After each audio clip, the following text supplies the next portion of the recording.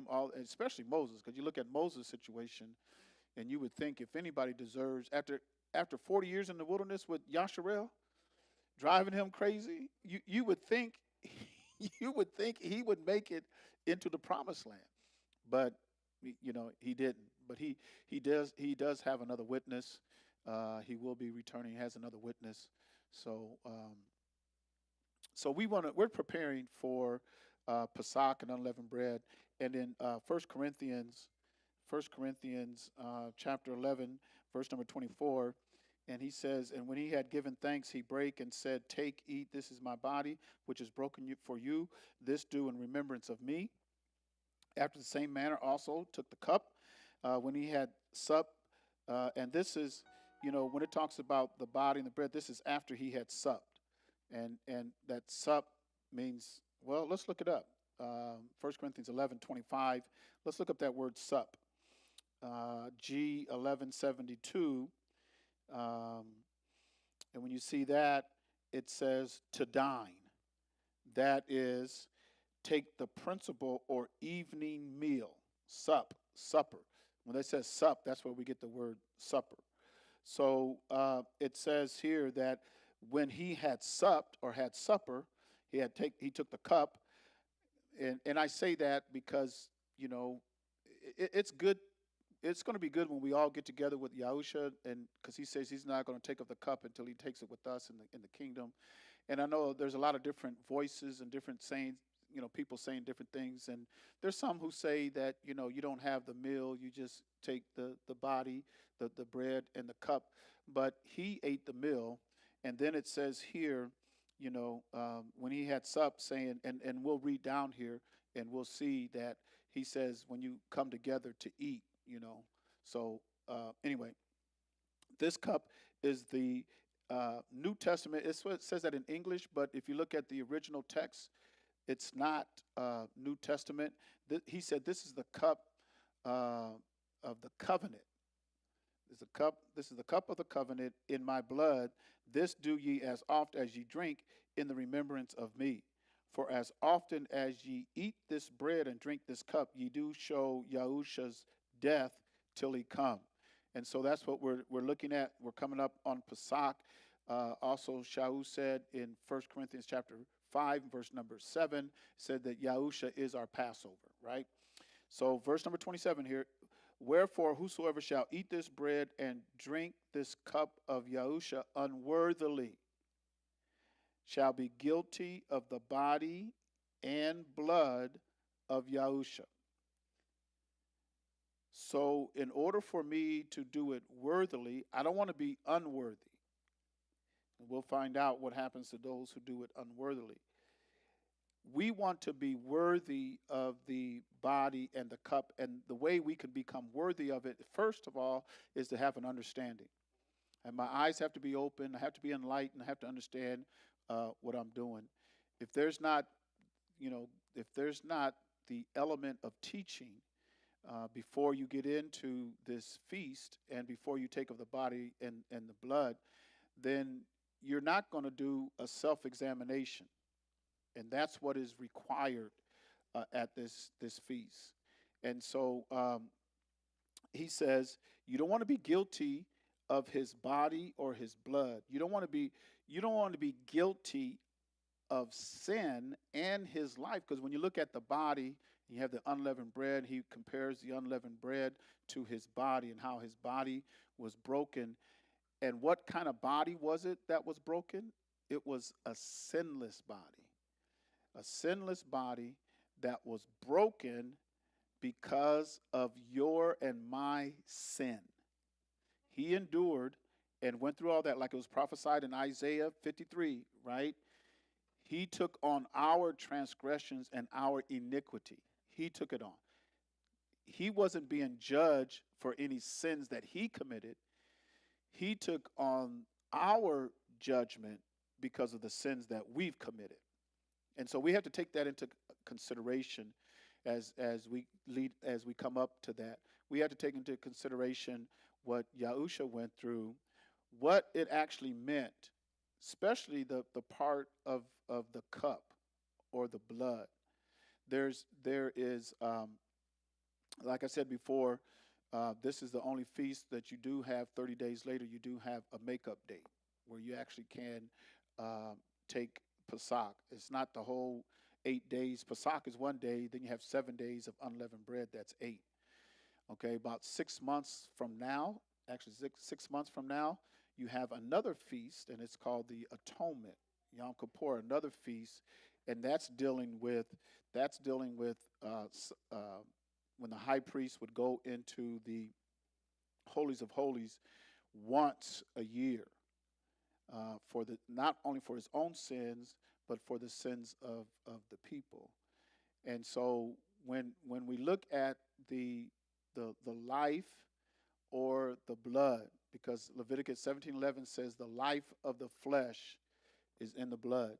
So when we look at this and we're talking about um, being guilty of the body and blood of Yahusha, we have to look at his life.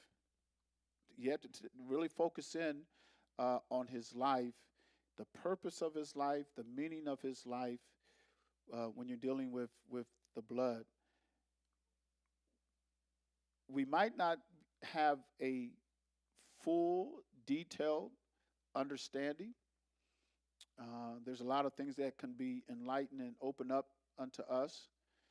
But going through the book of Exodus, Numbers, Exodus, Leviticus, Numbers, mainly those three, you'll see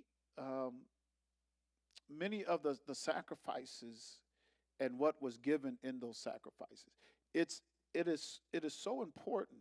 It is so important to understand the initiation of Pesach and unleavened bread.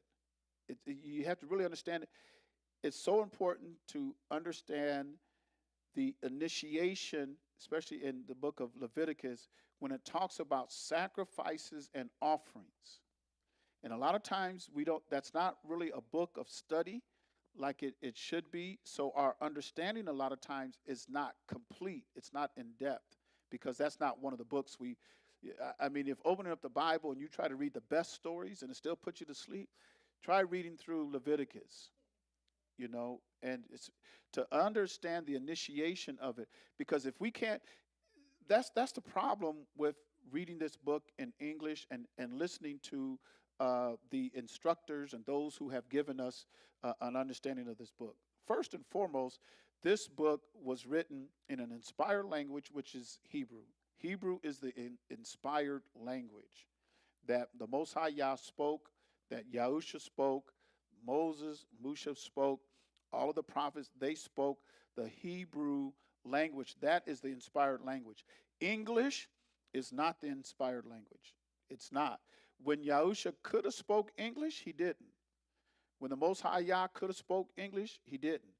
When Shaul addressed the Israelites, they wouldn't listen to him if he spoke Greek. He had to speak Hebrew, and then they would listen. Why? Because Hebrew is the inspired language of the Most High Yah. It's the inspired language of this book. When we look at this book through the lens and the understanding of those who were called the victors because of the bloody wars and how they took over the world, when we look at it through their lens and through their understanding, then your understanding is going to be off a little bit. It's going to be skewed. You're not going to be on point. And many, many people are going to miss the target. We talked about that the other day, because we think, oh, you can keep practicing sin. He's going to keep forgiving you. No, one sin, you missed the target. One sin, you committed sin. Oh, man, I missed the target. Well, what are you going to do? I can't do that again. I got to make sure I stay on target. It's not, I'm going to keep work. I'm getting better. I'm getting better. No, you totally missed the whole mark. So but see, when we start think about it in the ways that a heathen or Gentile nation has given it to you, and you look at it through their lens and their understanding, then many of us aren't going to miss the mark. I never knew about, until I studied it myself, I never knew about the gathering into the wilderness to be judged before we get into the kingdom. That was never taught to us. It was never taught to us. We were only taught, you better get saved, Harry. You want to make the rapture. You don't want to miss the rapture. You miss the rapture, the only way you're going to make it is to get your head cut off. And doesn't mean you're going to, and if it's too hard to run with the foot soldiers, how are you going to run with the horses and the swelling of Jordan? And I mean, all this, and a lot of that is just, you've taken a lot of that scripture out of context. And a lot of times it's used for fear and it's used for control. And one thing that people don't understand is that this book was written to a Hebrew people that Yah chose. There was many other nations. You can see it in Torah. There was many other nations he could have chose. He did not choose them. He did not choose Egypt. Egypt, if you look at their history, they had dynasties well before Moses, before the children of Israel went in there. They had dynasties. They ruled for a long time. You had Nimrod, who was a Cushite, who came from the Cush. Cush is the Ethiopians. That's what he was. He was a world leader. They set up all these kingdoms before he even chose Abraham. Abraham went into Egypt. He went down into Egypt. He chose a people from all these other nations. He didn't choose the Canaanites. He didn't choose the Ethiopians. He didn't choose the Egyptians. He didn't choose the Medes, the Persians. He didn't choose the Greeks. He didn't choose the Romans. He didn't choose none of those nations. He chose Yasharel. And most of the prophecy, when it comes to the promises and everything, is given to the nation of Yasharel. Yahusha came and he says, I was not sent except unto the lost sheep of the house of Yasharel. That's who he was sent to. And he sent his disciples out and he told them, don't you go to the Gentiles and don't go to the Samaritans, but go and search for the lost sheep of the house of Israel. And that's where he sent out his 12. Well, what about other Gentiles and everything? He opened it up to Gentile nations through Yahusha, but Yahusha went to Yasharel first. He came unto his own, and his own received him not. Unto the Yahudim first, and then also unto the Greek. It's only through Yasharel that any of these other nations has any hope of the resurrection. And I don't have time to talk about that tonight, but any hope of the resurrection, and I know a lot of people say it comes through Yahusha. That is my hope of a resurrection. That's true, but you have to look at the essence of it. When he came back so that Yasharel would be resurrected from the dead. When you look at Hebrews 11 chapter, he's not dealing with those other nations. Hebrews chapter 11, he's not dealing with those other nations. He's dealing with the ones he chose. These are the ones he chose. Those are the ones that he says coming back from the dead. Heathens and Gentiles have to be within Yasharel and receive the same gifts and the promises that was given to Yasharel if they want to make it. If they want to make it in. That's why it says in Zechariah, the 8th chapter, verse 23, where he says, 10 heathens from other nations are going to cleave to the skirt of one Yahudi and say, what? We're going with you because we know Yah is with you. We know Yah is with you. And then with Shaul, it was given unto Shaul. Kepha opened it up, and Shaul went out to these Gentile nations, and through his preaching and his ministry, and a lot of times, because I think about Paul's life, Shaul's life, and they said he was the king of missionaries. I mean, he started the whole missionary. The definition of missionary is you have to see Shaul and the work that he did. That's the definition of missionary, because he was gone. He was out going into other nations and carrying the good news. First, he went to the Yahudim first, but when they rejected it, he went to the Gentiles. But Shaul was a missionary. And I know we like to use titles and stuff, so we get that title and we bring it into the Roman religion, and we're going to put you, all the women are missionaries. And then you're the head of the missionaries. And really, they should say stationary, because they ain't going nowhere. You sitting right here. A missionary don't sit in the four walls. A missionary's gone. That's a missionary. You keep coming to the four walls, you ain't a missionary. You stationary. But anyway, so Shaul went to all these different nations and so forth. So, but anyway, let's get back.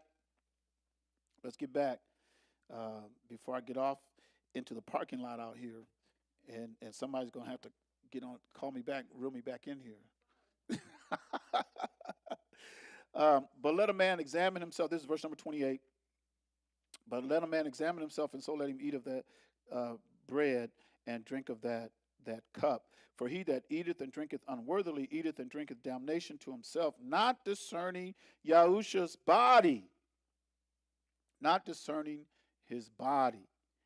And so, what represented his body?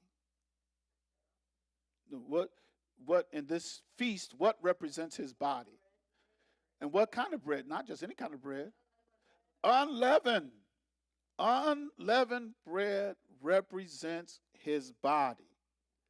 So for you not to discern unleavened bread, if you're not to discern what it means by being unleavened, and Shaul he worked with Gentiles and says, trying to show them your works of the flesh and whatever is in your flesh that will cause you to rise to sin, that has to go.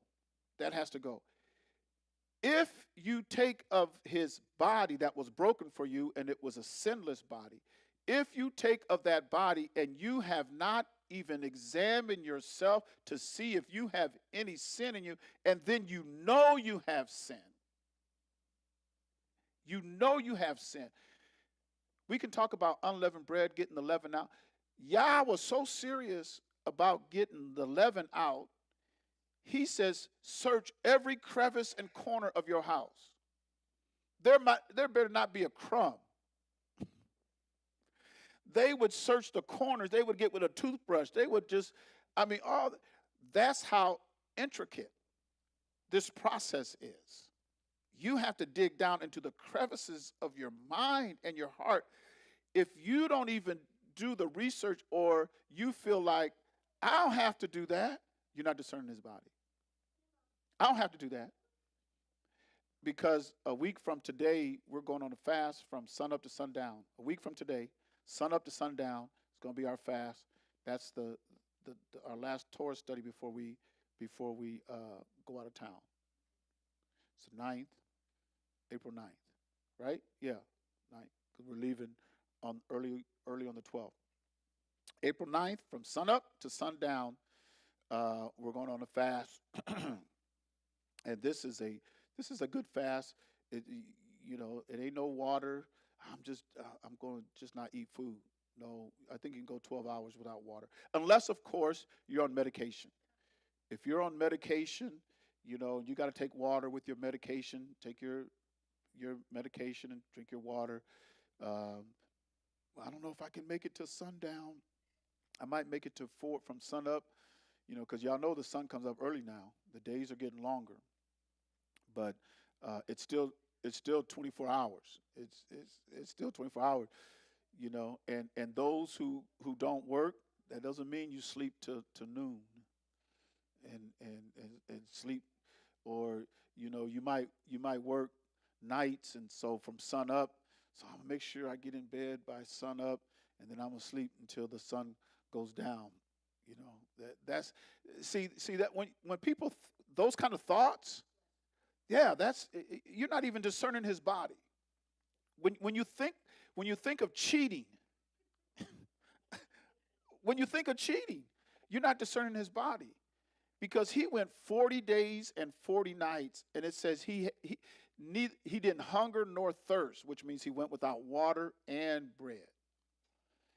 So that type of fast, when you look at what he went through, and then you try to cheat the system, you're trying to cheat Yahusha and see how much you can get away with. Well, you're not discerning his body. And so you're going to be guilty of it. This is a time, and that's why we're taking our time going through this, so that you can really think about this. I got to really think about this. When he says search your house, you got to search your house. You got to search everything. You got to look at what's my motive. Because he says the very intent of your heart, intent is dealing with your motives. That's how intricate and intimate this is. He's going to deal with your motives. What's driving you? Why are you doing that? That's what he's going to deal with. He's going to deal with the why. I don't know what he's talking about. I haven't even done it yet. Why are you thinking about it? Because it says in Ezekiel 11th chapter, he knows your thoughts as they're coming to you. I know your thoughts as they coming to you. That's how intimate he is with us. So for me to think that I'm going to dodge, I'm going to slip by. And we know that verse in Ecclesiastes, the 8th chapter, right? Because sentence against an evil work is not executed speedily. It is set in the heart of man to do what? To do evil. It's because you sinned last night. You sinned today. And you're still here. So that's why it's well, hey, I'm still here. And we feel like, because we ain't dead yet. But you ought to be glad you're still alive, because when you die, yeah, you alive. I can work on this thing. I can work on this.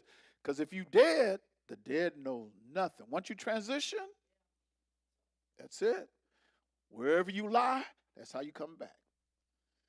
If you unholy, when you come up, you still unholy. You still unholy.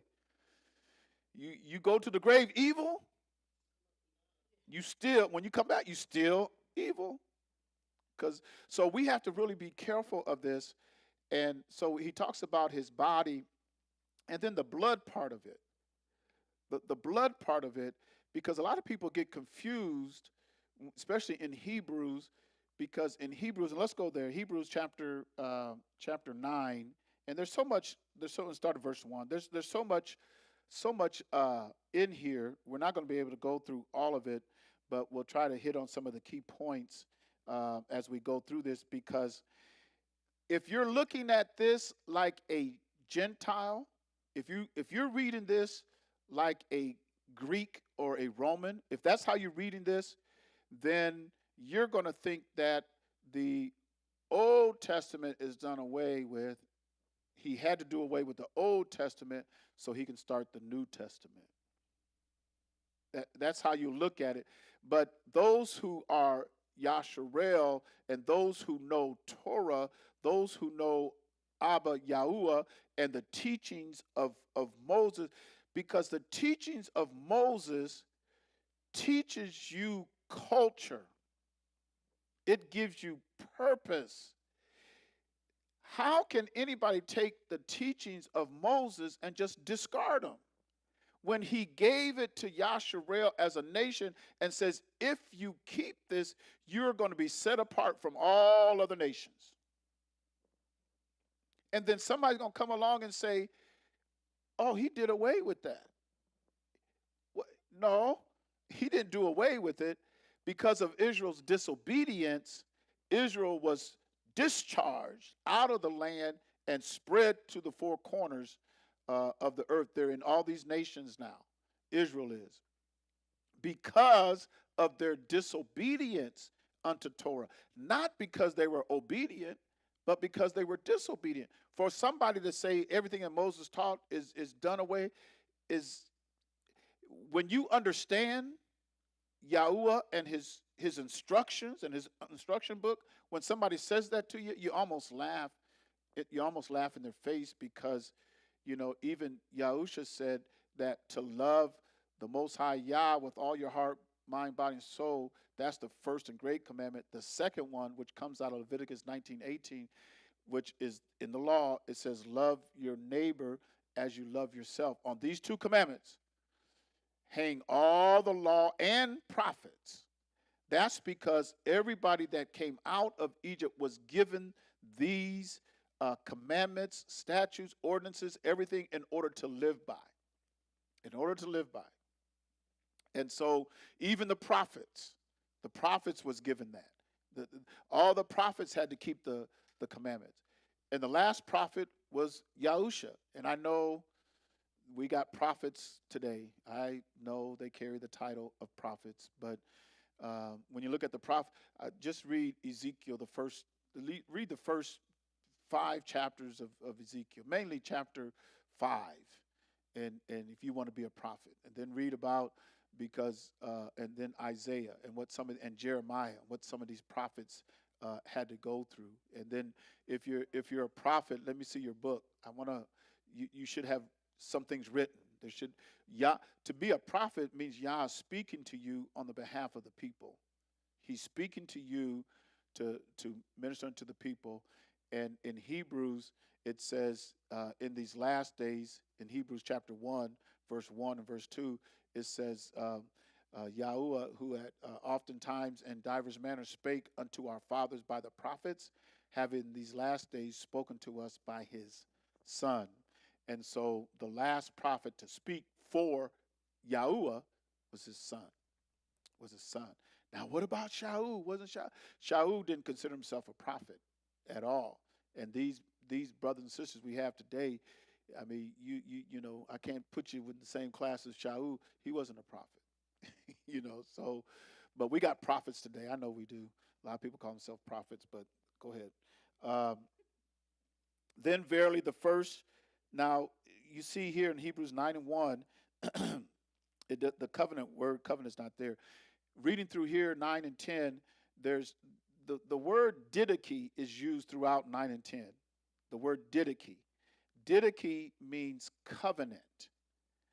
When you get to the testator and the testament, that's more of a Greek rendering because that's where we get the will and testament, your last will and testament.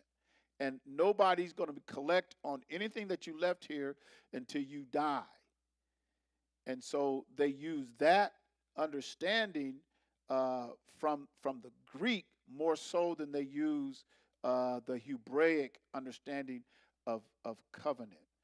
Because when the Most High Yah would cut a covenant, and we'll see how he does it here.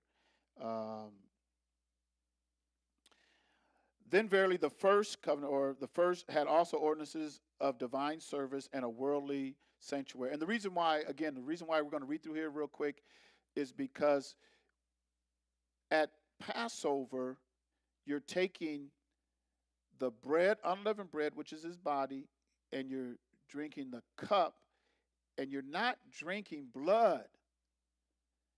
Because I know in the Catholic Church, they said that would kind of be like the blood. They said what did they call it? The bread. They called it the Eucharist or something. And it says that becomes his flesh. When you eat it, becomes his flesh. And it doesn't. They call it Eucharist. And really, you study Hellenism and Ptolemy, the first Ptolemy, after his name, Ptolemy, who came in after Alexander, he added to his name Soter. It was Ptolemy I, Soter. It was his grandson or great-grandson called his name Ptolemy Eucharist. You can look it up because I was looking at all these different Ptolemies. And some people call it Ptolemy because there's a P, then a T. Ptolemy. I say Ptolemy, but I think the P is silent, but Ptolemy or Ptolemy. But I think it was his Ptolemy the first, Soter. I think it was his grandson or great-grandson called himself Ptolemy the third or fourth Eucharist. So when you look at the word Eucharist and you think that it started with our Messiah in the Greek pantheon because they thought those men were God, but they died. They ain't coming back till he calls them back from the dead. So, but they wanted to be gods. But the word Eucharist did not start with our Messiah. It goes way back before. And that the unleavened bread that you're eating, you should never call it Eucharist, and it doesn't become his flesh. And the cup that you take, it's fermented wine. It's not blood. It represents his life, because it's forbidden for us to drink blood. So why would he tell us to, So when he said this is the blood of the covenant, that's the life that he had to give for this covenant. He had to give his life for this covenant. And so now chapter 9 here, it kind of goes and it talks about the tabernacle. And you had the inner tabernacle, and then you had the holies of holy. In the inner tabernacle, I'm not going to read all of this, but I want to go down. The second, behind the second veil was the holies of holies. And I think, and he talks about in verse number 5, and over the cherubims of glory shadowing the mercy seat, of which we cannot now speak particularly. When you look at those the angels that was over the mercy seat, the meaning of that has yet to be acknowledged, even by the best scholars, those who understand Revelation and everything. It still has not been completely shared with mankind, revealed with mankind. Verse number 6, now when these things were thus ordained, the priest went also always into the first tabernacle, accomplishing the service of Yahuwah.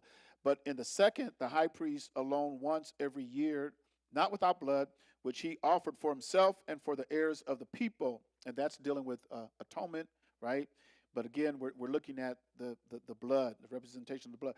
In verse number 8, the Ruach HaKodesh, this signifying that the way into the holiest of all was not yet made manifest.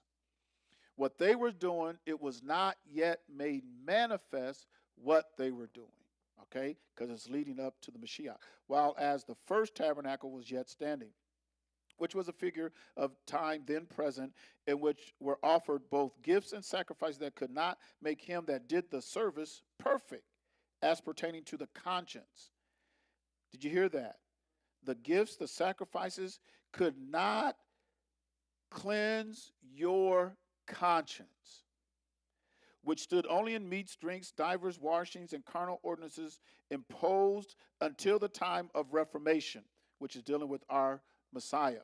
Because we're going to see the difference between, and when you read Leviticus 17:11, because we should know what Leviticus 17:11 says, the life of the flesh is in the blood. But when you look at that 17th chapter and all that, it's not dealing with man's life. It's dealing with whose life? No, it's not dealing with, when you read that, when it talks about the life of the flesh is in the blood and is there to make an atonement for you, what were they using for? Animals and rams, goats, bulls, right? That's what they were using, right? Okay. But Christ being come a high priest of good things to come by, and keep that in mind, a greater and more perfect tabernacle not made with hands, that is to say, not of this building, which is talking about his body. Neither by the blood of goats and calves, but by his own blood he entered in once into the holy place, having obtained eternal redemption, and they added, for us.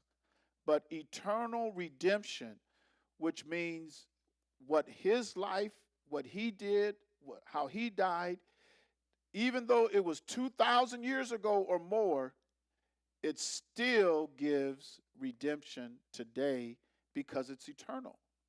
It's eternal.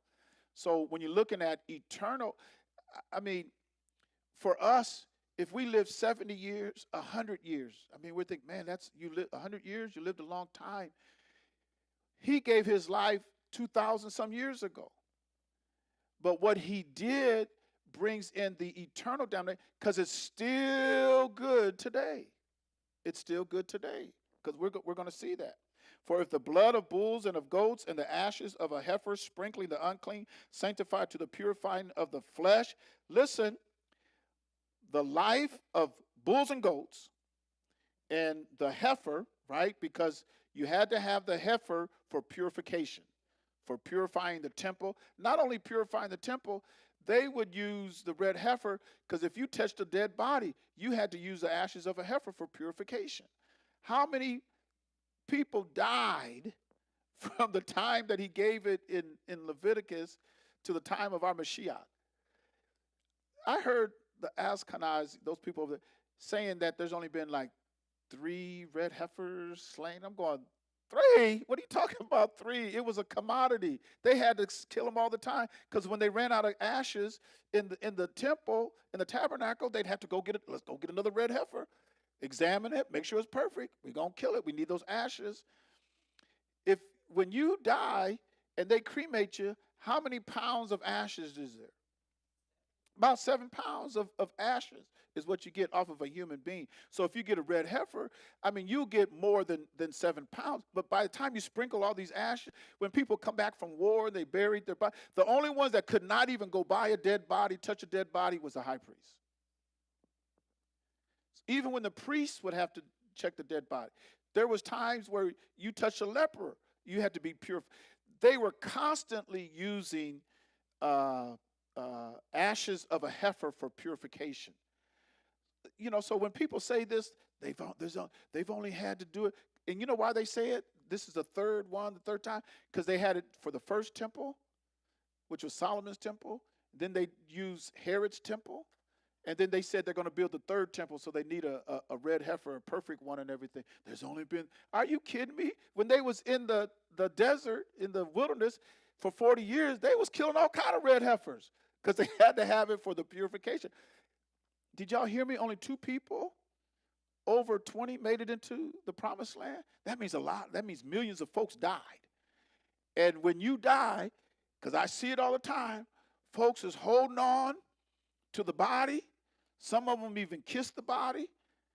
And some of them, you can't get them away from the casket. Well, just get in there with them then. I'm just playing. No, don't give it up. But I mean, sometimes we just over exaggerate. But people would touch their dead. And so you had to be purified. It's not that you couldn't touch the dead, it's just that you had to be purified. And when people go off to war and they went to bury their dead, well, you have to go through the purification process. They even went through the purification process in Acts chapter 22 when Shaul, when he came back, and James, who was I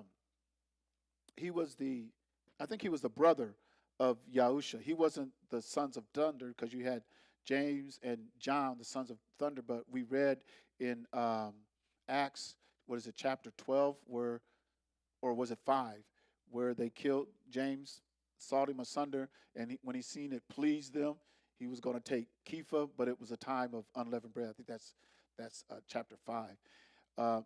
So James, or Jacob, that's Yahusha's brother, right? And in the 22nd chapter, but it says that Shaul, he says, why don't you go, there's a few other men that have taken a vow, and why don't you go with them and go through the purification process? And because, see, they had a red heifer there. They had the ashes of a heifer so that you go through the purification process. They did that all the time for a nation of millions of people.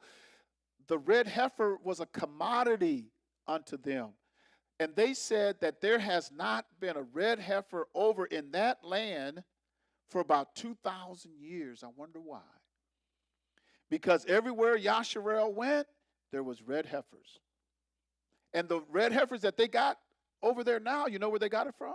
Anybody? Take a guess. Texas. They got it from Texas.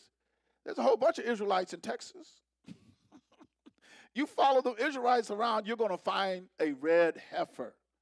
And there's a whole bunch of Israelites in Texas. And so they found a red heifer. They shipped it over there. Why don't you, they have cattle over there, but they couldn't find a red heifer. So they had to come over here. Wonder why. All right. Verse number 14. Now listen to this. Okay, we talked about how much more shall the blood of the Mashiach, who through the eternal Ruach offered himself without spot to Yahuwah, purge your conscience from dead works to serve the living El, or living Yahuwah. How much more?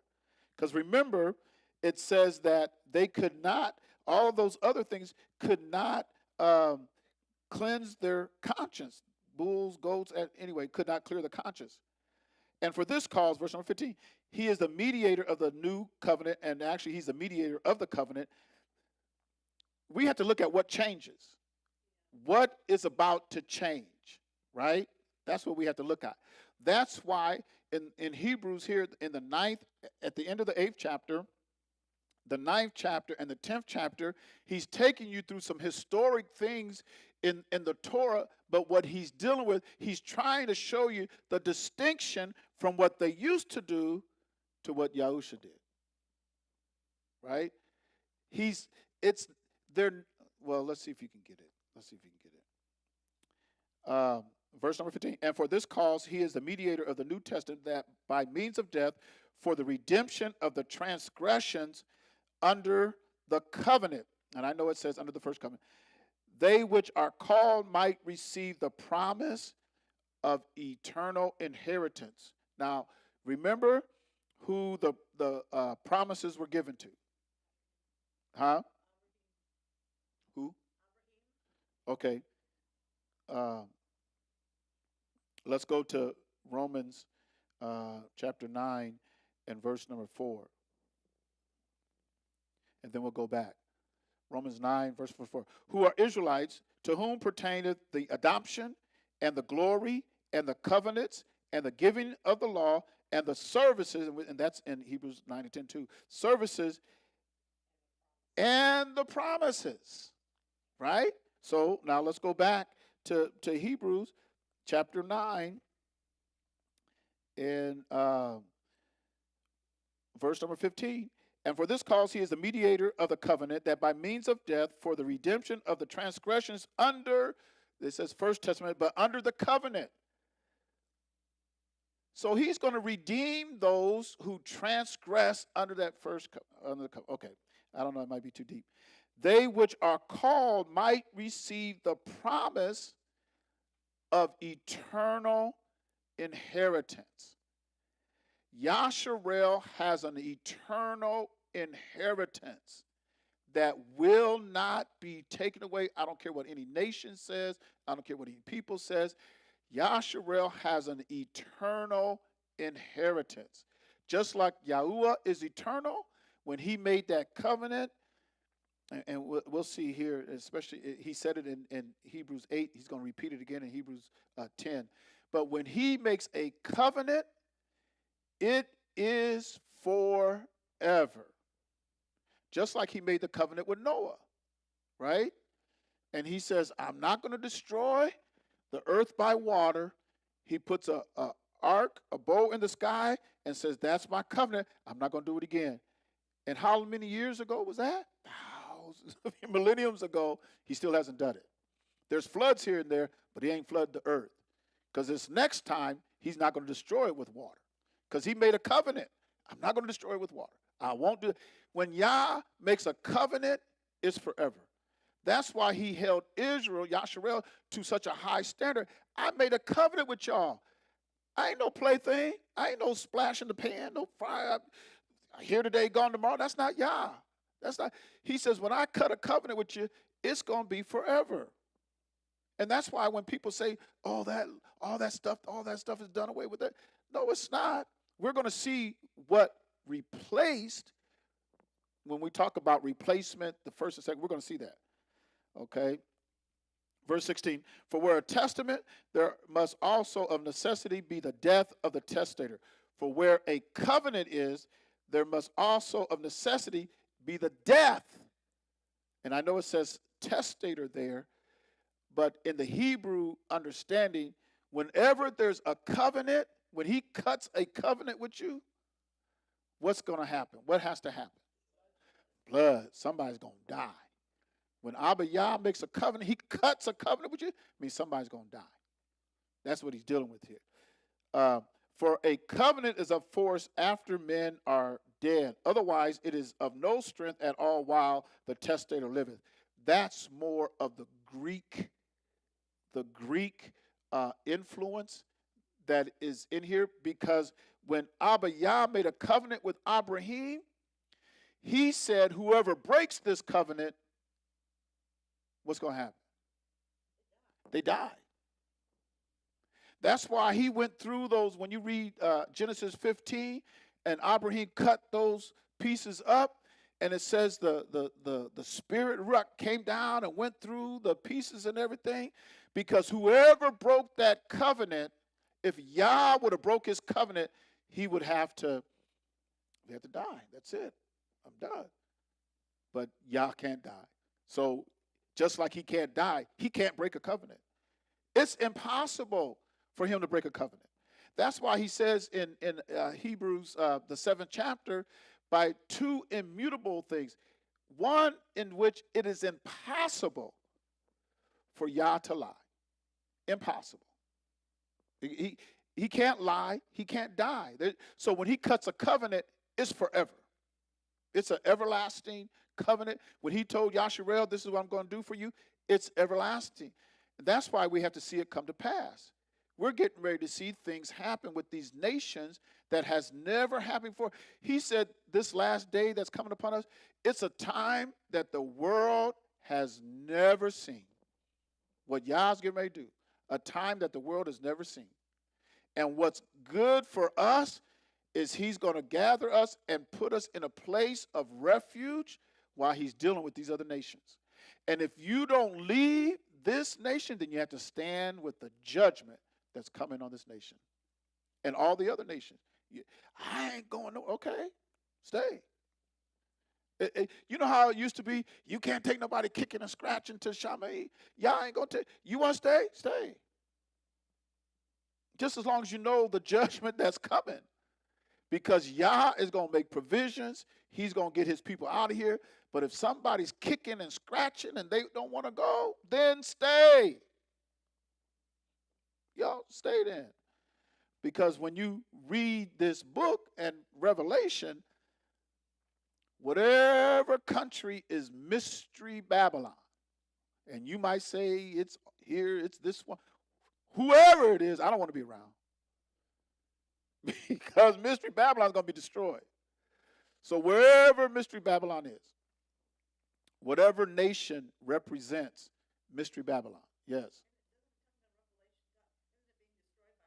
Yeah. Yeah. Yeah, he's gonna wipe it out. Judgment is going to come on it. And that nation will be destroyed. But Yasharel and those within Yasharel are going to be clean escape. And in a place of refuge, which is the wilderness, but the scary thing about the wilderness is you're going to be judged. You're going to be judged. And I know a lot of people, see, that's where people get salvation. They get salvation mixed up. You don't understand when you say salvation, especially from the Greek, and even from the Hebrew, Yeshua is salvation, but even the Greek, it means to be rescued. You're talking about being, I'm saved. He rescued me. When you're dealing with your sins being forgiven and your sins being washed away and the remission of sins, now you're dealing with a covenant. You're dealing with a covenant practice. That's what we're dealing with here. It's this covenant that he made with you, because we're going to see where it talks about the sins. So when you talk about the forgiveness of sins, the remission of sins, he saved me from my sins, and you use that phraseology, you're talking about the covenant. You're talking about the covenant that he made. When you say he's going to save us, like in a future thing, he's going to save us, or I'm saved now you're using a different phraseology. You have to understand that the phraseology that you're using when you say soteria, that means, or saved or salvation, that means you're going to be rescued. You're going to be delivered. It's like sending out an SOS. If you're on an island, stranded on an island, you send out an SOS. Somebody save me. Somebody hear this call. Somebody come and get me. And so so when people use saved and salvation, they went to church and got saved. And we use terminology like that. They went to church and got saved. And I'm saved. I'm so glad I'm saved. And we used to sing that song, right? I'm saved by his power divine. Saved. through his life sublime. How does it go? How does that next verse go? Right? Is complete, for I'm saved, saved, saved. But we don't know what we're saying, because when you're talking about your sins being forgiven and washed away, you're talking about the covenant. That's the covenant through the life of Yahusha. When you're talking about being saved, you're talking about being rescued. Because he even says that in Luke, the first chapter. He says, I'm going to save you from your enemies. I'm going to deliver you from your enemies. That's what I'm going to do. You know, that promise was given to Yasharel because he knew Yasharel was going to be scattered to the four corners. Yasharel's all over. So I got to gather them from the four corners like a hen would gather her chicks. I'm going to gather from the four corners. That's the save that you're talking about. Forgiveness of sins and having your sins blotted out and sin. Now you're dealing with a covenant. Now you're dealing with a blood covenant and the life that was given. Okay. Verse number 18. Whereupon neither the first was dedicated.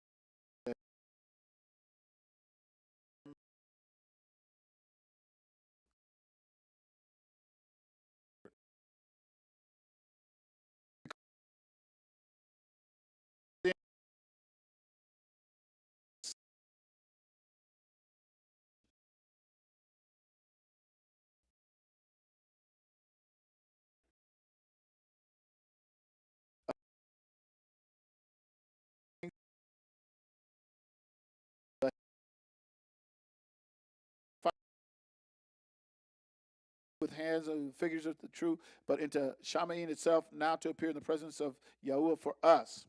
Okay. Um, Nor yet that, I mean, all this is good, but yet that he should offer himself often as the high priest entered into the holy place.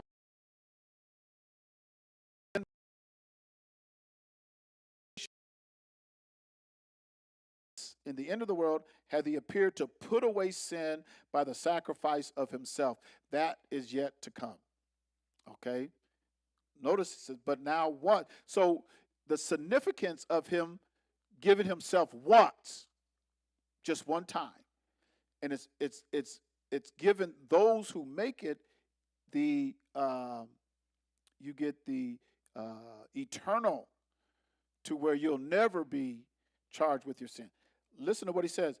But now, once in the end of the world, hath he appeared to put away sin by the sacrifice of himself. This is yet to come. As it is appointed unto men once to die, but after this, the what? We haven't got. Have y'all gone through death yet? No, we haven't gone through that yet. So these are some things there are some who have died. So what they're looking at is those who've died, what they're looking at. Judgment. Yes, judgment. You either going to be judged that you're worthy, or you're going to be judged that you're unworthy. And that's going to be the book of your life. So all those who have gone before us, they're going to be judged whether they're worthy or unworthy. And the ones who have a very, very, very narrow path, the higher up you go, the more narrow it gets. It's like Moses. Moses missed out going into the promised land because Yahuwah told him to speak to the rock, and he smote the rock. That, one thing, Yah said you can't get in. One thing. And I would think, but Yah, Moses had to put up with them people. You even told Moses in Exodus 32, you even told Moses, I've seen this people. This is a stiff-necked people. That's what Yahuwah said about us. He said, I seen it. Y'all some stiff-necked folk. Y'all some hard-headed folks. Y'all can't learn. You can't learn. I mean, he sent his only begotten son. Y'all still can't learn. You can't learn through Moses. Can't learn through the prophets. Can't learn through a king. You can't even learn through his only begotten son. This is a stiff-necked people. These are some hard-headed folks. These are some hard-headed folks. In verse number 27, as it is appointed unto me. Okay, I read that. So Christ was once offered to bear the sins of many. Notice now, he was offered to bear the sins of many, not everyone. And so we have to, when he talks about it in Yahukanan, the sins of the world and stuff, we have to understand what he's talking about when he says world, because the sins of many. There are some people, like he says in Romans 9 and in Jeremiah, 38 is the potter house. There are some people that are fitted for destruction. Because we think this is a chance for the whole world to be saved. It's not what he says. It's not what he says. He says, I made some so I can show you my judgment. I made some that I'm going to destroy. And it says, who are you to reply against him? Why have you made me thus? That's what it says. Who are you to reply against him? How can the thing formed say to him who formed him, why have you made me thus? You ain't got no room. That's sad. It's sad. But he has fitted people to destruction. He has fitted nations. When you read Matthew 25, he's fitted nations that's going to go to the lake of fire where that was made for the devil and his angels. It says it, Matthew 25. He judged. He said, I'm going to separate these nations. He says, when I was hungry, you didn't give me nothing to drink. When I was thirsty, you didn't feed me. When I was naked, you didn't clothe me. When I was in prison, you didn't come visit me. And they would say, wait a minute, time out, time out. When did we see you like that? He says, when you didn't do it to the least of these, my brethren, you didn't do it to me. And he told them, off with you. So you have some that are fitted. The whole world cannot be saved. And you got some folks, I want to go out and save the world. You don't have the right message. You're like that one that sat under King David, and he was the fastest runner, and he wanted to give the message to the other king, and he couldn't wait to get the word from King Daud, and he ran with no message and ended up killing. It cost him his life. I want to save the world. You got the wrong message. Okay, we got to go on. So the Mashiach was once offered to bear the sins of many, and unto them that look for him shall he appear the second time without sin unto salvation. Okay, so if you want to look at that, salvation there, it's soteria, right? So that means he's going to rescue and deliver, and we know he's not going to have no sins because his body. And I think the reason why he had to put that in there without sin, the second time without sin. What do you mean second time without sin? Anybody know why they would put that in there, the second time without sin?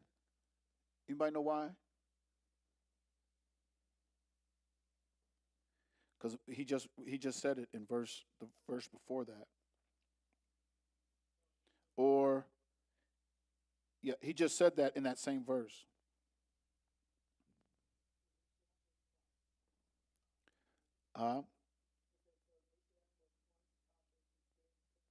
Right.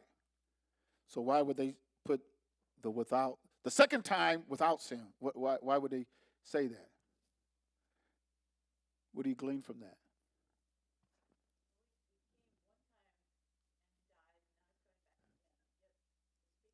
Yeah. But when he was on the cross, up on that stake, he says, Eloi, Eloi. Right. And what happened? Yeah, he died, but because it says it in Isaiah 53, what did he have to take on? So when he died with our sins on him. He died with our sins. Actually, that's the only way he could have died. Because if he hadn't taken our sins, we wouldn't have been able to kill him. But so when he died, he had our sin on him. Then he had to appear before Abba Yahuwah, and what he presented was his life because he was obedient. Remember it says he took on everything. He was obedient even unto death. He was obedient. But at the time he died, he had sin on him. If he didn't take our sin, then we wouldn't even have all this everything we're doing now wouldn't make no sense if he didn't take our sins on. He took our sin on. He became fornication even though he wasn't a fornicator. He bore that sin. And then he died. But when he returns, we ain't got to worry about him having no sin. He ain't coming back with your sin or my sin. He said that's buried. I've already conquered that. I've already conquered that. There ain't gonna be no sin. Okay. Verse number 10, chapter 10. For the law having the shadow of good things to come, not the very image of the things, can never with those sacrifices which they offered year by year continually make the comers thereunto perfect. Listen to what the writer's saying. Listen to what he's saying. For then would they not have ceased to be offered? So he asked the question, if those sacrifices and offerings, if it made the people perfect, they would never have to give another one. That's what he's saying. Verse number 2, for then would they not have ceased to be offered? The reason why it had to be offered over and over again was because of the sins of the people. All right? Because that the worshipers, once purged, should have had no more conscience of sins. Once the blood of bulls and goats, once it was offered on the altar for those sins, if it did what it's supposed to do, the person should not have any more conscience of sin. It should take away the conscience of sinning. But it couldn't do that. And there's a reason why. Bulls and goats could not deal with your conscience. Because they don't have it. Bulls and goats, they're not human. They don't. That's why it says of Yahusha, he was made like us. And it says that in all points he was tempted like as we are.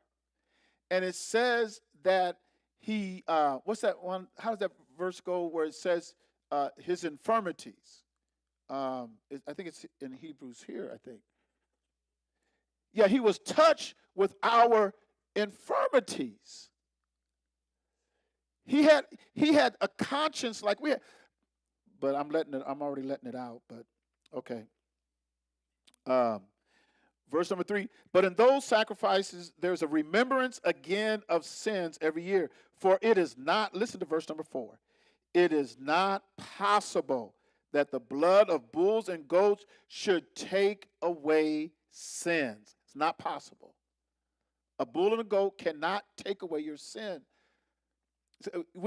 So that's under the first, or under the covenant. And we like to say first covenant and everything, Old Testament. But that was under the, but what is he dealing with? In verse number 4, what is he dealing with? The sacrifices or the blood of what? And it could not do what it was supposed to do.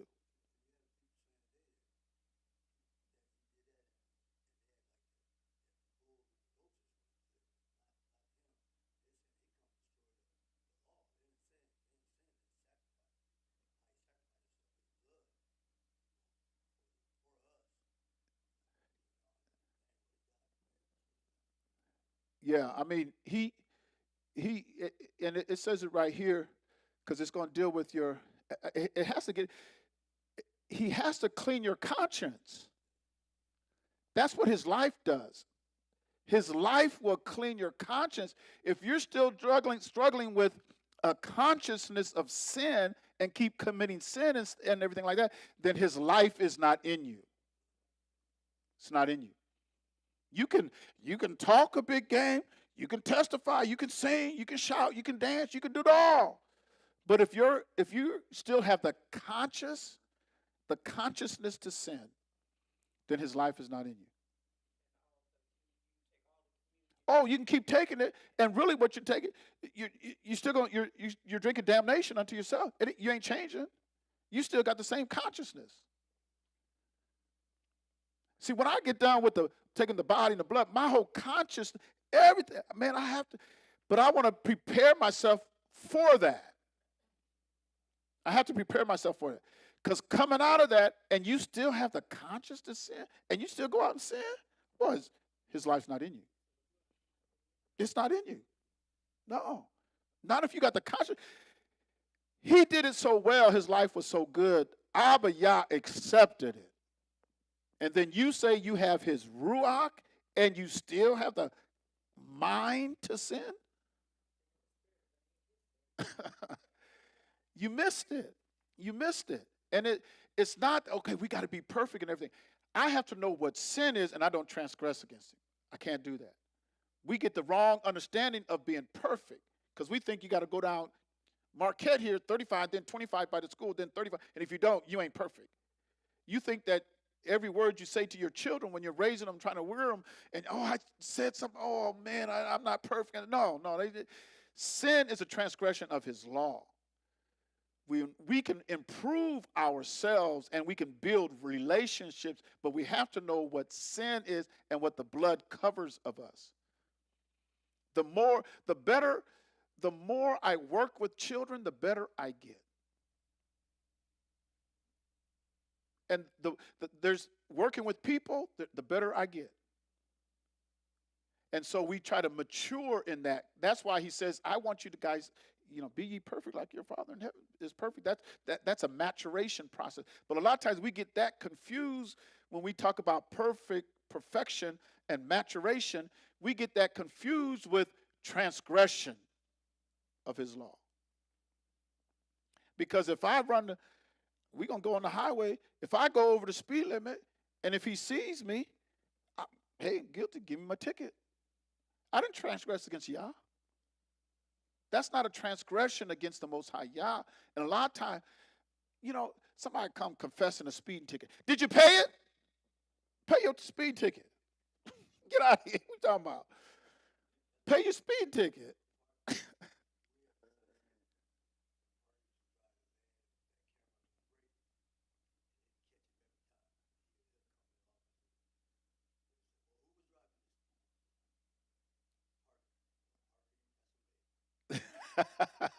Yeah,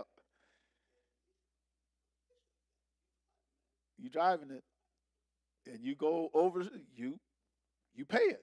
That's your penalty. But that ain't. We're not dealing with transgression against Yah. They set those limits up there for safety. You don't want to have vehicular, get into an accident where you take somebody's life.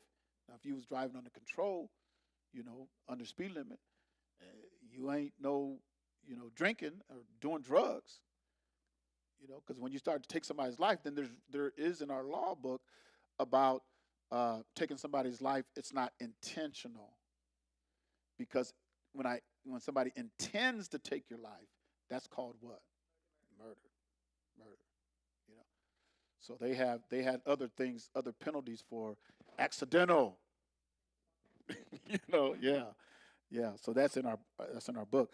A lot of these laws that you have in this government, in city government, state government, a lot of it comes from our book. They get a lot of it from our book. This nation only been around a couple of years. They get a lot of stuff from our book. This book is thousands of years old. Okay. So it could never take away sin. So wherefore, this is verse number 5, wherefore when he cometh into the world, he saith, sacrifice and offering thou wouldest not, but a body hast thou prepared me. So when he cometh into the world, he's talking about Yahusha. Yahusha is coming into the world, but a body was prepared for him. In burnt offerings and for sin thou hast had no pleasure. Now, why didn't Yahuwah had no pleasure in their sacrifices and offerings for sin? Why didn't he have no pleasure in it? It didn't take away their take away their sin, and it didn't take it like it says, the blood of bulls and goats could never take away sins, and it couldn't deal with their conscience. They still had a conscience to sin, and so it's just like somebody committed a sin. I'm bringing my sacrifice for my sin. And then the next week, they do it again. They bring another one.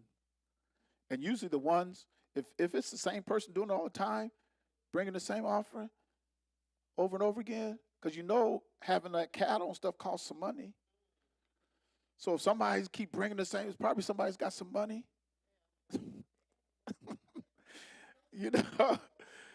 I mean, but there was, some people feel like, and that's how a lot of people with money, they think they can hide. You can hide a lot of stuff with money. Because people who are poor, they have no cover. It's exposed. You can see it, But those who got money, they can tend to hide it. But with Abba Yahuwah, he got tired of it. He said, I'm sick and tired of that. Even at one time he told him, I don't like your feast days. I don't want your feast. I don't want your offerings. I don't want none of it, because it was supposed to atone or cover you, and you should want to stop. But what Yahusha's life did, what his blood did, is greater than that. And then in verse number 7, or in 6, in burnt offerings and sacrifice for sin thou hast had no pleasure. Then said I, lo, I come in the volume of the book. It is written of me to do thy will, O Yahuwah. Above, when he said, sacrifice and offering and burnt offerings and offering for sin thou wouldest not, neither had his pleasure therein, which are offered by the law. What is he talking about here when it says offered by the law? The law is dealing with the Torah, but what is the subject here? What is offered by the law? The sacrifices and the burnt offerings is offered by the law, because he says, this is my law. Now, because when you go to Leviticus, when you break the law, this is what you're supposed to bring. So that was, the sacrifices there were offered by the law. Okay, that's what he's dealing with, sacrifice and offerings here. Then said I, huh? It's already been given.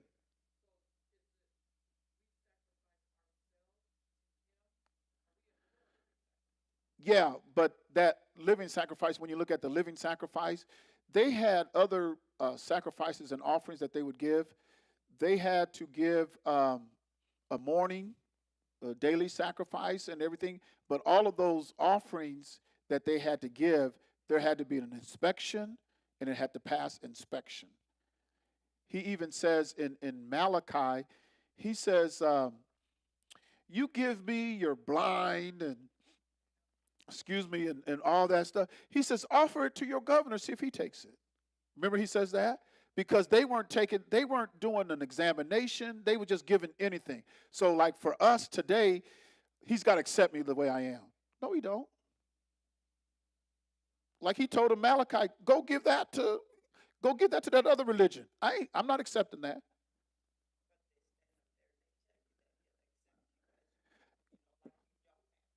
Right. But they failed to read Malachi.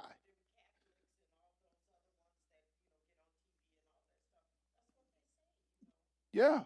And we feel we can live a raggedy life. He's going to accept me. He's going to take it. Because if you read Romans 12:1 and 2, it has to be acceptable unto who? He said, I beseech you, therefore, brethren, by the mercies of Yahweh, that you present your bodies a living sacrifice, holy and acceptable unto Yahweh.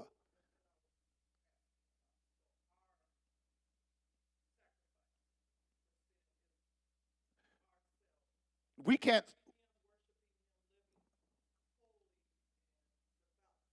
we can't offer ourselves for the sacrifice of sin. We can't offer ourselves for that. Yahusha could because he was sinless. So that's the last sacrifice for sin. We present our bodies as a living sacrifice. We have to be able to go through the examination process to present something unto him that he would accept. What would he accept?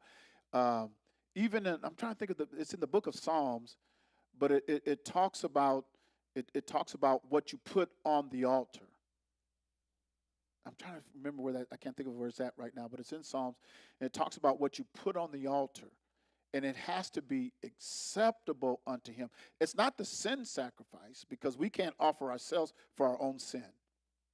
Even in Micah 6:8, 6:6 down to 6:8, and it says, shall I give my firstborn for the sin of my soul, the fruit of my loins for the sin of my soul? He said, no, you can't. We can't give anything for the sin sacrifice. We can't give anything back. The sacrifice that he's talking about is a sacrifice that is well examined, that they would offer up to him, because they had other offerings and sacrifices that wasn't a sin sacrifice. Yeah, there's a lot of different offerings. There was offerings that the Levites, sacrifices and offerings that the Levites could eat, and then there were some that they couldn't eat. And the ones that they could eat, I think that's in Leviticus chapter 7. It talks about the ones that they could eat, but there was ones that they couldn't eat. So there was some sacrifice they could eat, some that they couldn't. You just had to know which one. Um, so when you talk about Romans chapter 12, I have to do that examination of myself, because when I present myself before him, I want to present something that he's going to accept. And that's why he says, present your bodies, which means daily you're examining yourself to see if Abba Yahuwah is going to accept this. And a lot of times we forget about the daily offering and the daily sacrifice. We think about it when it comes up to Pesach and atonement. But Shaul says, man, I got to die daily. And that when he says present your body as a living sacrifice, that's a daily thing. I have to be, but see, when he takes away your consciousness for sin, there's just some things, the devil's going to tempt you with stuff. There's some stuff, you wasting your time. I'm not going to do that. That's a waste of time, for the devil to present that to you. Because there's just some stuff I just ain't going to do. I'm just not going to do. But he knows, he studied, he can tempt you in other ways. But that's why you got to be on your daily grind where you're examining yourself so you can present yourself before him a living sacrifice. Because a living sacrifice means every day. And they would have the daily sacrifice and the evening sacrifice. You had the daily sacrifice and the evening sacrifice. So you always had a sacrifice, and there was a sweet smelling savor, smoke going up to the Shamayim. And it was around his tabernacle. Okay, that answer your question? Yes or no?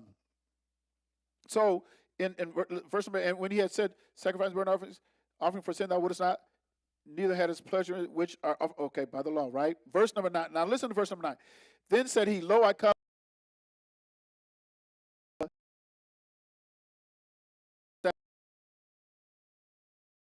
Take away. What are they talking about? This whole discourse here. What are we talking about? The sacrifices of bulls and goats, because even said in verse 4, the sacrifices of bulls and goats could never take away sin.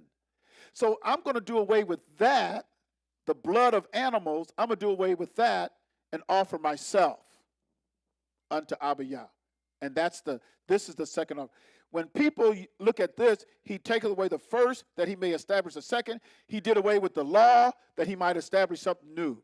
That's Greek and Roman mythology. That is their interpretation of the book, because that's not even what it's talking about. When you read, starting with chapter number 8, leading up to chapter number 10, he's talking about the law of offerings, burnt offerings, the atonement time, Yahusha being our high priest, and the priestly work, the services and stuff. He deals with that.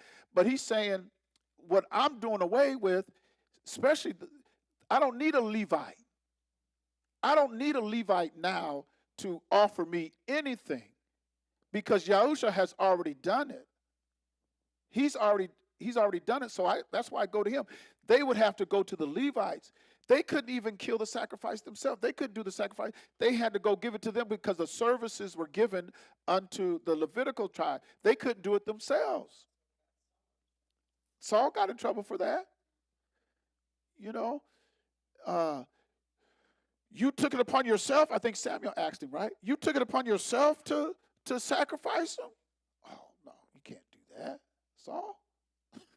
You acting like a king priest, which was Melchizedek. You out of order. You out of order. So, what was taken away was the blood of bulls and goats, by the which will we are sanctified through the offering of the body of Yahusha once for all. And this, now we're talking about the body. He talks about the blood and the body. That's why we're taking the body and the blood. Okay? So he offered his body for us. And we know, you read Isaiah 53, Isaiah 52, the last 2 or 3 verses, and then Isaiah 53, and it talks about, the things that he would have to go through. And there's another place where it talks about the spitting in his face, the plucking of his beard. I'm trying to think where that is. But it does talk about that in the prophets, right? And then Psalms 22 is always good to read, Psalms 22, because King Daud is talking about the suffering Messiah, the Mashiach that's coming. And every priest standing daily ministering, oftentimes, I want to hear him get down here, because there's some important things which can never take away sin. So what they did with the blood of bulls could never take away sin. But this man, after he had offered one sacrifice for sins forever, sat down on the right hand of Yahweh, from henceforth, expecting till his enemies made his footstool. For by one offering he hath perfected forever them that are sanctified. So as we take of his body and his blood, we have to understand that what he did, he's not going to repeat it. He did it once for all. It was good enough. It should perfect us. The danger is to take of his body and blood and then forsake him. We'll get it. Okay. The Holy Ghost also witnessed to us, for after he had said before, this is the covenant that I will make with them after those days, saith Yahuwah. I will put my laws in their hearts, and in their minds will I write them. He says that in Hebrews chapter 8, and also in Jeremiah 31. So this hasn't happened yet. And look at verse number. And their sins and iniquities will I remember no more. That is in the future. That's in the future. When he writes it on your heart and in your mind, there's no more remembrance of sin. He's not going to remember sin no more. But you got to make it there. You got to make it there. Now he's working on us, and everything that we're doing, preparation and stuff, is that we can make it through the wilderness. Everything we go through, the sanctified life without it, is that we can make it through. There's going to be a lot of people that's not going to make it through. And if you don't make it through the wilderness, you don't make the kingdom. You don't make the kingdom. Now where remission of these, there's no more offering for sin. See there's no more offering for sin. No more offering. Having the boldness come to the holiest by the blood of Yahusha. Okay, by a new and living way which we have consecrated for us through the veil, that is, say, his flesh, high priest over the house of Yahuwah. Let us draw near with a true heart and full assurance of faith, having our hearts sprinkled from an evil conscience and our bodies washed with pure water. Let us hold fast the profession of our faith without wavering, for he is faithful that promise. Let us consider one another to provoke unto love and to good works. We should be provoking one another unto love, not unto dislike, partiality. I like this one, I don't like that one. Provoke unto love and good works. Now listen to verse 25. Not forsaking the assembling of ourselves together as the manner of some is. The assembling of themselves together was at Shabbat services. They would assemble for all of the feast days. That was the time that they would assemble. Now, after our Messiah's resurrection, they went from house to house. They went from house to house to spread the news of Yahusha, house to house within Jerusalem. That's where they were. They went from house to house. Shaul went out from Jerusalem, right, unto other places. He built assemblies, but a lot of the assemblies were in the house. They were in the house. So they would come together in their homes, and they would talk about it. He would establish elders or zakins and stuff over a city, over a province. They didn't have bishops. Bishops, the word bishop comes from a Catholic doctrine, a Catholic religion, and bishops, they had bishops before our Messiah came along. If you look up the Roman religion, and a lot of things I'm finding out, the Eucharist, the bishops and all that, that started before Yahushua even came on the scene. So when we get into this pyramid system, and at the top you got bishops and everything, that's from the Catholic Church. That's not from Yasharel. Forsaking assemblies, manner of some, as you see, and so much the more as we see the day approaching. Shabbats should be filled, should be coming together on the Shabbat, assembling ourselves. Feast days, boom, we can't forsake the assembling ourselves. Now listen to verse number 26. For if we sin willfully after that we have received knowledge of the truth. Now you might have had ignorance. You might have had an ignorance at one time. I moved in ignorance. But he says, if you do that after you've been awakened, for if we sin willfully after that we have received the knowledge of the truth, no more sacrifice for sins. There's not any more sacrifice. I was ignorant, or now I know, and I ain't gonna do it no more. Or I know it's a sin, but he hasn't killed me yet, and so I'm just gonna keep doing it. There's not a sacrifice for that. There's a sacrifice for ignorance. There's not a sacrifice for willful sins. Not a sacrifice for that, right? But what is there for willful sin? But a certain fearful looking for of judgment and fiery indignation, which shall devour the adversaries. And if you read Hebrews chapter 6, his adversaries are the ones, and we'll read it here in verse 29, but in chapter 6, his adversaries are those who crucify him fresh. That's in Hebrews chapter 6. Verse number 29. Verse number 28, he that despised Moshe's law died without mercy under 2 or 3 witnesses. Moshe, his right, his law. So how much sore punishment suppose ye? So how much worse than what they did? Suppose ye, shall he be thought worthy who hath trodden under foot the son of Yahuwah, and have counted the blood of the covenant? And we're getting ready to take the blood of the covenant. They counted the blood of the covenant wherewith he was sanctified, an unholy thing. An unholy thing. And have done despite unto the Ruach of grace. Now, you can't be unholy unless you were holy first. And holy means to be set apart. Kodesh. When you look at holy in the Hebrew, it means set apart. It means Kodesh. I'm set apart. Pesach is set apart. Like I said at the beginning, it's the only feast where you get a do-over. The only one. It is a set apart feast. What is offered at Pesach is his blood. And so when you look at it as not being set apart, this is not Kodesh. When you in that mindset, that's why Shaul says, that's why he says, hey, y'all, you better examine yourself first. You better check your thing out, because what we're doing here is holy, or it's set apart.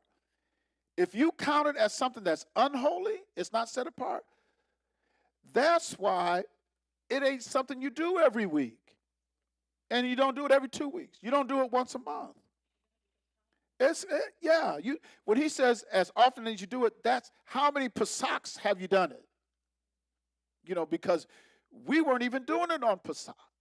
We wasn't even following Pesach. We was following the Roman calendar, Easter. And at dinner time, we would offer swine.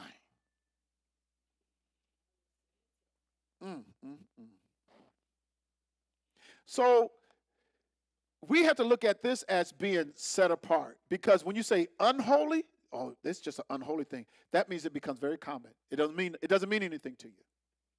You have people who, and they probably took it in their ignorance, because there's been a lot of people come through these doors. A lot of people come through these doors. A lot of people have taken the body and the blood, and we did it according to the knowledge that we had. And so that's how we did it. But if you did that, and as often as you did it, and you don't separate that from anything else in your life, then it becomes unholy. His blood becomes unholy. He says, you count it as an unholy thing. Then you've done despite to his Ruach. And the way you do despite to his Ruach is you go out there and you sin, and you crucify him afresh, and you make a mockery of it. I'm telling y'all, there's a lot of people that's come through those doors into this place that have made a mockery of Yahusha. That's dangerous. That's very dangerous. When you make a mockery of this, I don't know if you're going to make it. You got a lot of folks now that have counted this as an unholy thing because it's just so common.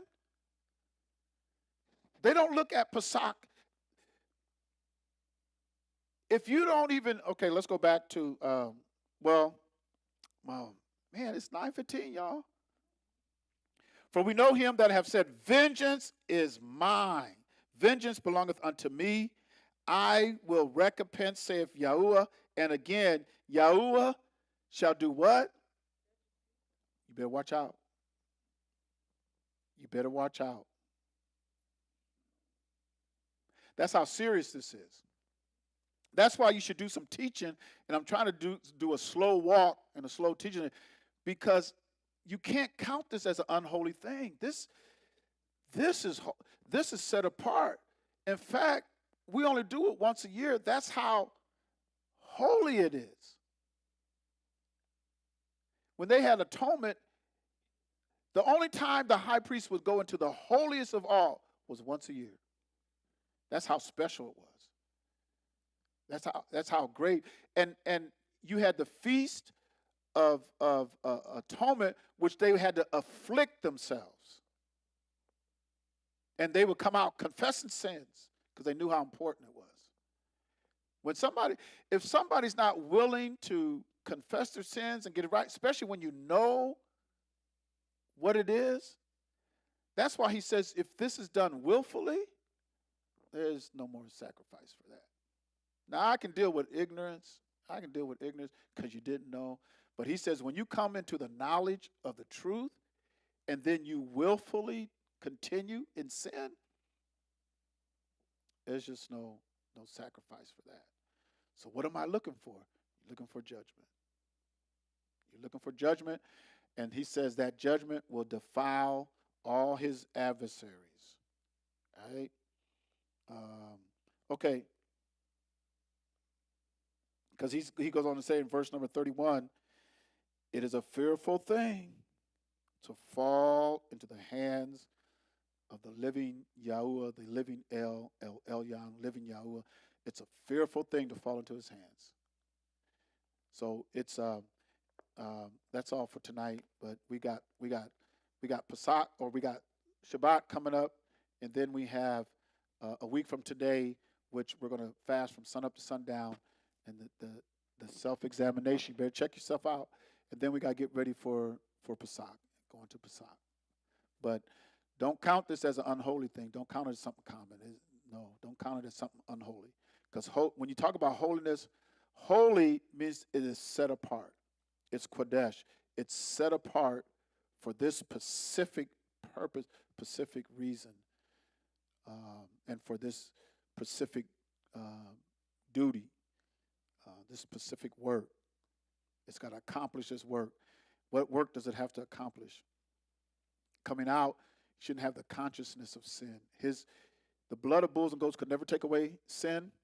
It didn't deal with your conscience, and we didn't get into that, especially in the 9th chapter, because bulls and goats and animals and stuff, they're not human, and they don't have a soul, so they can't deal with your conscience. Yahusha, he was made like us. He was touched with our infirmities, and all points tempted like as we are, yet without sin. He was made like unto us. He bore our sin. There's no excuse for us, especially those who have come to the knowledge of the truth. Now, you got some that they still walking out there in ignorance and they don't know. Once you come into the knowledge of the truth, you know it now. What are you going to tell Yahusha when you see him? Did you know you was? Yeah, or you might. Folks are going to lie to him. Folks going to lie to him. I didn't know. Oh, I didn't know. You knew.